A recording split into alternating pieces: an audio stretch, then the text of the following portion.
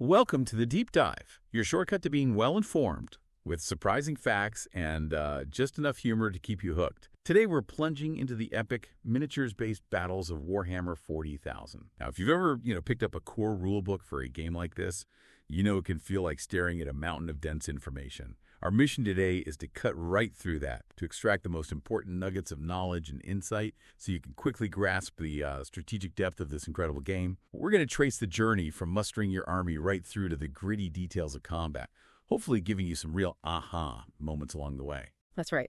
The true beauty of Warhammer 40,000 isn't just in the miniatures, cool as they are. It's really in understanding how its fundamental mechanics create this dynamic strategic puzzle. It's about how your chosen mission defines your entire approach, how every piece of terrain on the battlefield is a tactical opportunity or maybe a hindrance, and how each unit and weapon in your command has these unique characteristics that demand, thoughtful strategy.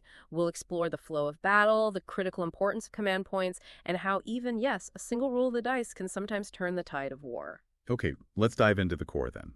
So when you're ready to play Warhammer 40,000, you're commanding an army. That's basically your collection of miniature models, and they move and fight in distinct units. These units are either friend to your forces or enemy models belonging to your opponent. It sounds simple, almost too simple, but this foundational distinction really underpins every rule that follows, doesn't it? It really does. And what's fascinating here is how the core rules set up this relationship. Because rules that don't specifically call out friendly or enemy units, they affect everyone on the board. That can lead to some unexpected consequences if you're not paying attention, maybe hitting your own guys with something. And each unit is built from one or more models, all sharing a single datasheet. That datasheet is truly your unit's identity in battle. It's crucial. Right, the datasheet. So it really is the DNA of your unit, tells you everything it can do. But there's one stat on there that, for me, often feels like the unsung hero of winning games, objective control, or OC. Can you tell us why that number is so incredibly vital, sometimes more than hitting power? Absolutely. Objective control, OC. It isn't about how hard your unit hits or how fast it moves, like you said. It's a numerical value representing that unit's ability to hold objectives on the battlefield. Plain and simple. Units with higher OC are just crucial for winning mission points.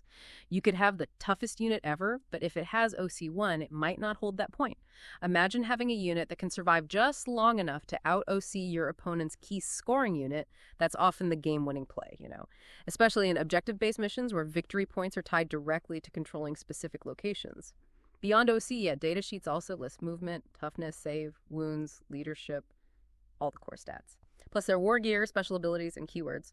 Abilities like aura abilities, they affect multiple units in a radius, but remember, a unit can only be affected by the same aura once, no matter how many sources are nearby. Okay, got it. So datasheets give you the granular details of your units, the what. But before you even deploy them, you need a mission. This feels like the strategic blueprint for the entire game, right? This sets the scene. It truly is the very foundation. Yeah, blueprint is a good word. The mission dictates how you muster your armies, the total points you can spend, for starters, which forces you to make these crucial decisions about what units to include. You can't just bring everything. For instance, your army must include at least one character unit, and you're limited to 3 enhancements in total, each one unique. You can only have up to 3 units with the same data sheet name, generally. Or 6 if it's a battle line or dedicated transport unit. Those are often your core guys, your basic troops or their rides. Epic heroes, by the way, they're so powerful they can't be given enhancements. They're already enhanced, sort of. The mission also guides battlefield setup, deployment zones, and most importantly, defines what you actually need to do to win. It's not always just kill everything. You'll roll off to see who's the attacker and who's the defender, and then determine who takes the crucial first turn. That first turn can be huge. It really can. Now, I'm fascinated by how deeply terrain can influence a game. It's not just cosmetic, is it? It feels like another layer of strategy right there on the board. Oh, it's absolutely pivotal. Yeah, cosmetic it is not. Think of terrain as the third player on the board, almost. It shapes your movement lanes, dictates where units can hide, fundamentally alters line of sight. It's everything. For instance, knowing you can move models over terrain features 2 inches or less in height as if they weren't there. That's huge for rapid advances, for getting across the board fast. Right, just hop over the small stuff. Exactly. For taller terrain, you can climb up or down, but that vertical distance counts towards your move, which makes sense. And here's a crucial point a lot of people forget. Models cannot end a move mid-climb.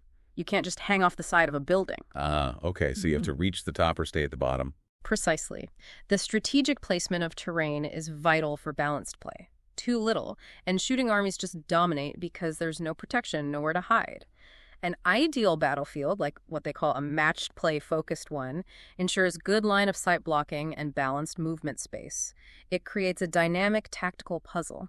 I once saw a game completely swing because a cunning player used this seemingly insignificant ruin to block line of sight for a key enemy tank, completely disrupted their opponent's whole plan. It's amazing how much a few inches of plastic can change everything. That's a great example. And when it comes to seeing and moving, the rules are incredibly precise, aren't they? Distance is measured in inches, usually base to base. But how exactly does visibility, or line of sight, work in a game with potentially hundreds of models on the table? Yeah, it uses true line of sight, and that means you literally crouch down, get a model's perspective view from behind the observing model. What can that specific model actually see? An observing model can see through other models in its own unit, which is helpful. You don't block your own squad mates. Okay, that makes sense. And the model's base is considered part of the model itself for Loyalist purposes. The rule is simple yet powerful. If any part of another model can be seen from any part of your observing model, even a spike or a toe, it's visible. Wow, any part. Any part. This means tactical positioning is incredibly important for both offense, finding those tiny angles to shoot, and defense, cleverly hiding your key units behind cover so no part is visible. Okay, so we've set the strategic stage. We know about units, missions, terrain, line of sight. Let's talk about the actual flow of battle. The game is broken down into distinct phases, and it all kicks off with the command phase, right, before things really heat up. Exactly. The command phase is where generals, consolidate objectives from the previous turn and devise new tactics before the shooting starts proper. In this phase, both players gain 1 command point, or CP. CPs are your strategic currency for the turn, incredibly valuable. You only get a few. It's also when you resolve any other command phase rules, things specific to your army maybe, and crucially, you test for units becoming battle-shocked. Battle-shocked. What does that mean for a unit? Being battle-shocked means a unit's resolve wavers. Maybe they took heavy losses, they become less effective, and crucially, they cannot hold objectives. Their OC becomes 0. So a battle-shocked unit is suddenly a huge liability for mission scoring. It's important to note that, beyond this initial CP game in the command phase, players can generally only gain a total of 1 additional CP per battle round from any other source. Only 1 more. Generally, yes. There might be rare exceptions, but the baseline is you get 1 in the command phase, and you can earn maybe 1 more during the round through various means, so you have to be very smart about how you spend them. They're precious. Okay, command points sound like a true general's tool then. Which brings us neatly to stratagems and strategic reserves. What are these powerful options? How do they use CP? Right. Stratagems are tactical advantages you unleash by spending those precious command points. Think of them as special move or abilities. You can't use the same stratagem more than once in the same phase, generally, but they offer powerful, often game-changing effects. The most common one, the one everyone uses, is the command reroll stratagem. Costs 1 CP. And it lets you reroll a crucial dice roll, a hit, a wound, a save, an advance roll, a charge roll. Lots of things, even damage sometimes. The clutch reroll. Exactly. It's often the difference between success and failure in a tight spot. Your ultimate get-out-of-jail-free card, sort of. So a crucial way to influence the vagaries of fate. And strategic reserves. What's the strategic play there? Sounds like holding troops back. That's exactly what it is. Strategic reserves are units you choose not to deploy at the start of the battle. You hold them back, placing them off board, but there's a limit. Their combined points value cannot exceed 25% of your total army points limit, so you can't put your whole army in reserve. Quarter of the army, max. Right. And fortifications, by the way, cannot be placed into strategic reserves. They're too big and static. These reserve units arrive later in the battle, during the reinforcement step of any of your movement phases, starting from turn 2, except during the first battle round. No turn 1 arrivals from strategic reserves. Okay, so turn 2 onwards. Yep. It's a fantastic way to surprise your opponent, maybe show up on their flank, or capture an objective deep in their territory, or just hold back powerful units for a decisive late-game strike. There's also Deep Strike, which is similar but distinct. It's a specific rule some units have that also lets them start in reserves and often appear almost anywhere on the board, outside of a certain range from enemies. Powerful stuff. Gotcha. So with your tactical options expanded by command points and your reserves poised for deployment, the true heart of the battle unfolds in a series of dynamic phases. Let's trace the flow of combat. from strategic movement to brutal melee. Indeed. So, after the command phase, you get the movement phase. You move your units around the battlefield, navigate that terrain we talked about, position for advantage. Then comes the charge phase. This is where eligible units, those within 12 inches of an enemy unit, can declare a charge to try and get into close combat. Rolling dice to see if they make it in. Exactly. Rolling 2d6 for the charge distance. And models with the fly ability, they get a bonus. They can move over other models during a charge move and measure distance through the air if they start or end on terrain. This can open up some really unexpected charge lanes over obstacles or other units. Sneaky flyers. Sometimes. Then in the fight phase, it's all about melee. Choppy, choppy, stabby, stabby. Units with the Fight's First ability attack first, which is a crucial advantage, lets them potentially kill enemies before they get to strike back. After the Fight's First units go, then all the remaining combats happen. Basically, everyone else eligible takes turns fighting. Once a unit has fought, they can make a consolidation move of up to 3 inches. This lets them cleverly reposition, maybe move closer to the closest enemy model to engage another unit or to shuffle on to an objective marker they just cleared. Little tactical movements even after fighting. Nice. Nice. Okay, so the armies meet, attacks are made. What's the precise sequence for resolving an attack, whether shooting or melee? It's a strict 5-step sequence, always the same. First, the hit roll, do you even hit the target? Second, the wound roll, does the hit actually have the potential to cause damage? Third, you allocate attack, which specific model in the target unit is taking the hit. Fourth, your opponent makes a saving throw. Does their armor or defense stop the wound? And finally, fifth, you inflict damage. If the save fails, how much damage is dealt? Hit, wound, allocate, save, damage. Got it. And imagine the wound roll step is where the raw power of your weapon clashes directly with the enemy's resilience. Strength versus toughness. Precisely. The outcome of your wound roll depends entirely on comparing your weapon's strength characteristic to the target's toughness characteristic. There's a chart in the rules, but basically if strength equals toughness, you usually need a 4+ roll. If strength is higher, you need less, maybe a 3+ or 2+ roll. If strength is lower, you need more, a 5+ or 6+ roll. And if strength is double the toughness or more, you wound on a 2+ roll. If it's half or less, you only wound on a 6+ roll. It's a key comparison. Okay, that makes sense. It's the first major hurdle for your attack, determining if your shot or swing even has a chance to injure the target. This raises an important question, though, especially for players trying to maximize their damage output. What if you have multiple attacks, or you're attacking a unit with multiple models? How is damage actually allocated? Especially with visibility rules for shooting.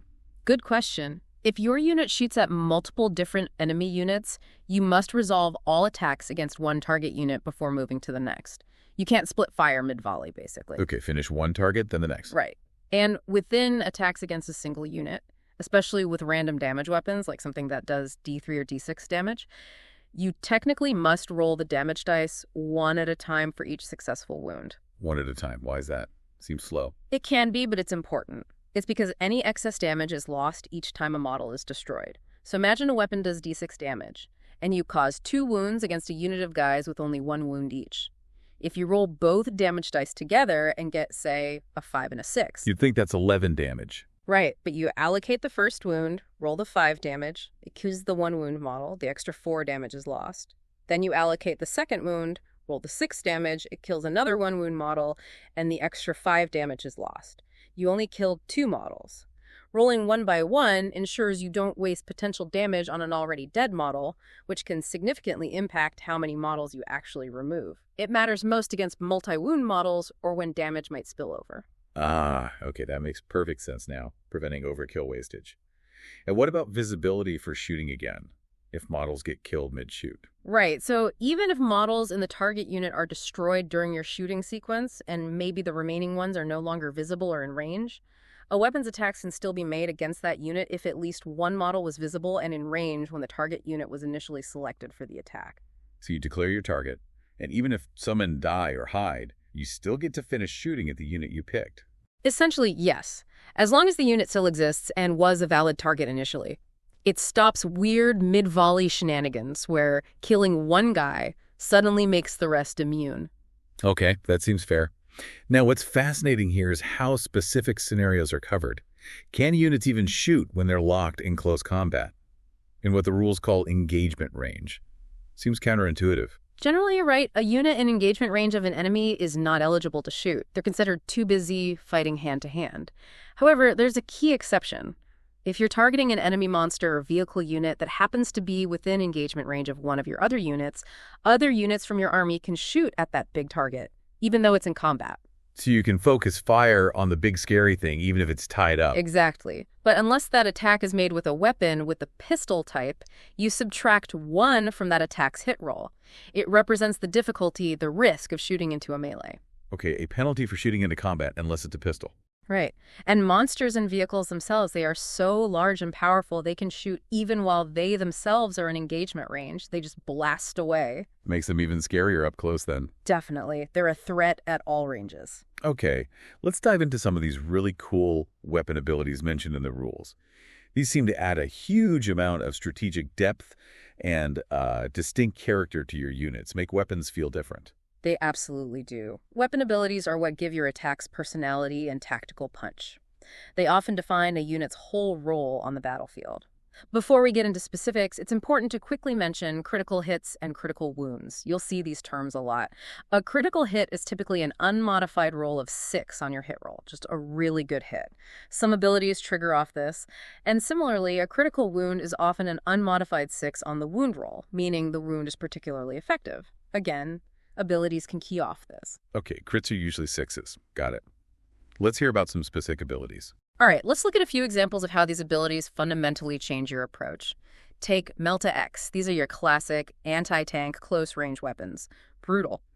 If the target is within half the weapon's maximum range, its damage characteristic is increased by whatever the X value is. So a weapon with damage D6 and the Melta 2 rule, if you're close enough, it becomes D6 plus 2 damage. Oh, wow, that's a significant jump. It is. Strategically, this means you want to get your Melta-wielding units right up close and personal with high-value targets like enemy vehicles or monsters to truly unleash devastating damage.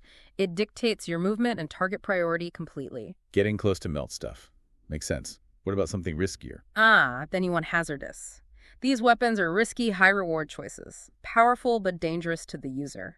After a unit shoots or fights with a hazardous weapon, you have to roll a d6 for each such weapon used by that unit. On a roll of 1, one model in the unit equipped with that specific weapon is just destroyed. Poof, gone. Ouch. Friendly fire from your own gun. Pretty much. If it's a character, monster, or vehicle model using the hazardous weapon, they don't die instantly on a 1, but they suffer 3 mortal wounds instead, which is still nasty.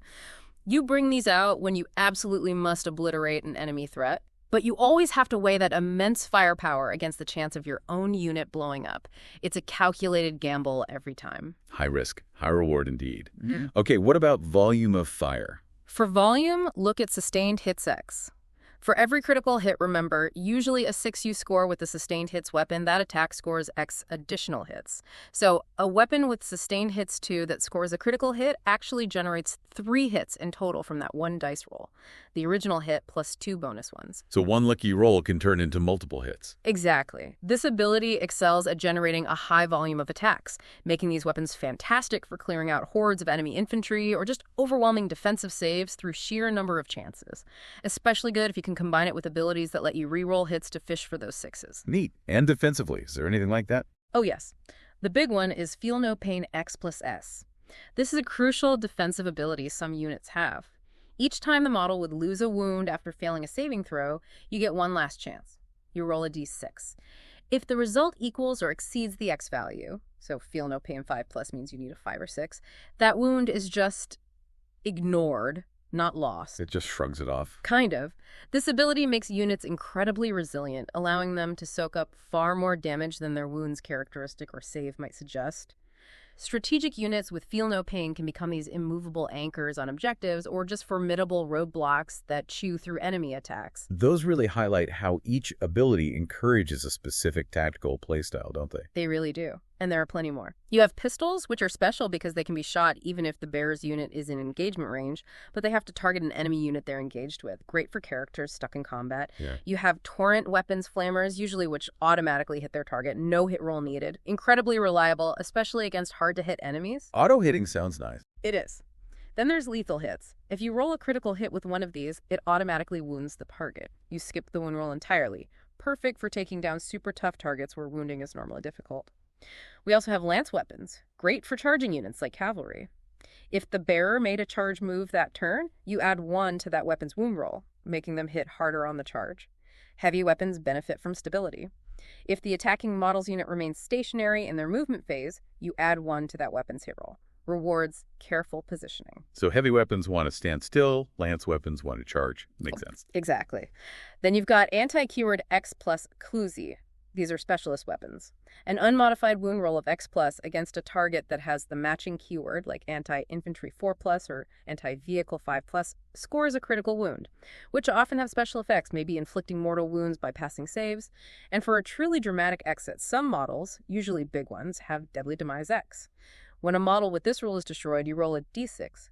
On a 6, each unit within 6 inches, friend or foe, suffers X mortal wounds as it explodes. Explodes on death.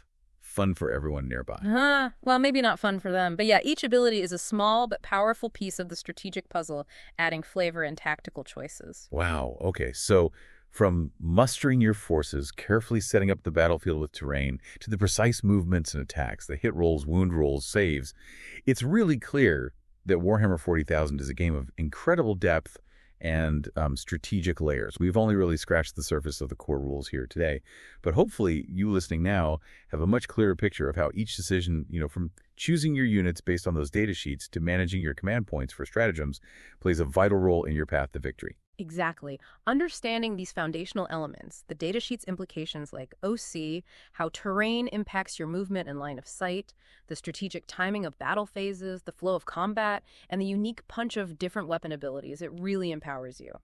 It lets you approach the game with far greater confidence and, hopefully, tactical foresight. It's about more than just rolling dice well. It's about anticipating your opponent's moves and maximizing your unit's potential at every single turn. So what does this all mean for you? It means every game is a unique challenge, isn't it?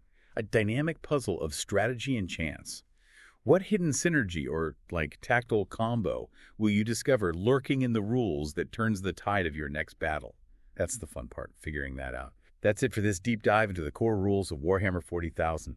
If you enjoyed this journey into making complex information simple and hopefully exciting, please make sure to share this deep dive with a friend who might be curious, and subscribe to the deep dive for more insights and surprising facts. Until next time, keep learning.